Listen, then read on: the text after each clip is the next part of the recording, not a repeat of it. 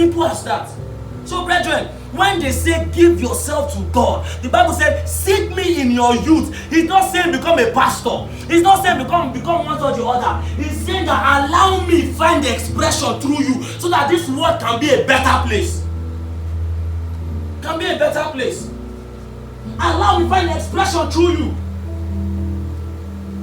Was it not Jesus that turned water to wine? In a party, he made the party come alive. They said this wine is too sweet. That how is that you kept the best wine for later? Was it not Jesus? Was it not Jesus that fed them with 5 loaves of bread and 2 fishes? Fed people and they fed to the point where they couldn't eat anymore. So God is interested in your belly. He wants you to feed. Is it your love life? What exactly are you thinking that God doesn't have interest in? What exactly? The book of Ecclesiastes chapter 12 verse 1. It said, remember your Creator in the days of your youth, before the days of trouble comes and the years of approach, or the years approach when you will say, I find no pleasure in them. The time is going to come when you'll be too old to pray long prayers anymore. The time will come when you'll be too old to kneel down for long. The time will come when you'll be too old to open the Bible and you'll not be seeing anything again because your eyes are dimming. So now that you have the time, how are you too busy for God? None of us here has ever been as busy as King David in the Bible.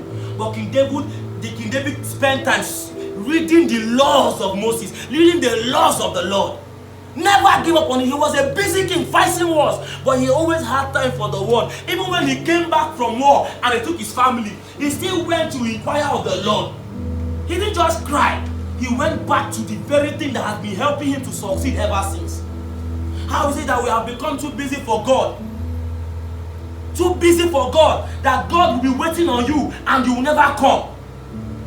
God that is too big will be waiting on you and you will never come. On Sunday, if they are preaching, you are looking at that, you are giving pastor time to leave. Why? Because God's presence is no longer sweet to you. But if you are in a party, you can stay in that party till midnight, drinking and gisting.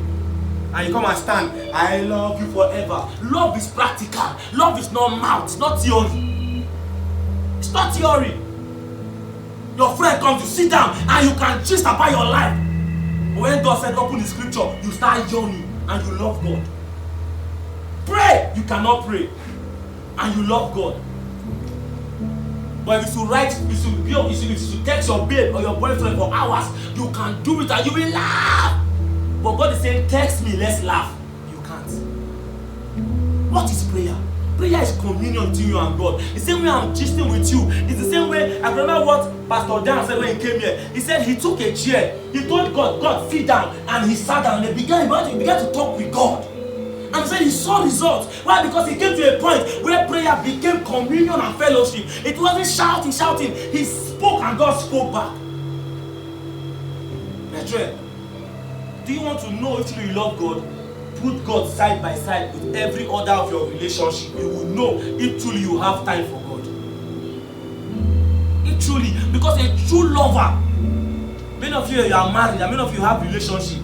Will you, no matter how busy you are, you must make time for your lover. True of us. You must make time. So how is it that it is now God that you cannot make time for? Because God doesn't. God, if your girlfriend or boyfriend will argue and get annoyed. But God doesn't show his own because he's a patient God. He's waiting for you. Say, don't worry, ignore me. I protect you as you sleep. You're supposed to pray this night though, but sleep. I protect you, I love you. I wake up in the morning, you can never read the Bible. Don't worry, I speak for you, go. You go to the work, God is saying that, tell this person about me. This person is almost, you say, God, I beg, now I know be pastor. God said, okay, no problem, I still love you. I will speak to the word about you. Look at how we put God aside. And then when we come to church, we are all lifting our hands and forming that we truly love God. We truly love God. I was sharing with my friend that most young pastors, if they take away the ministry from them, they will no longer follow God because they are gaining from the ministry that they are doing. So it's as if they are following God, but no, they are following what God can give them.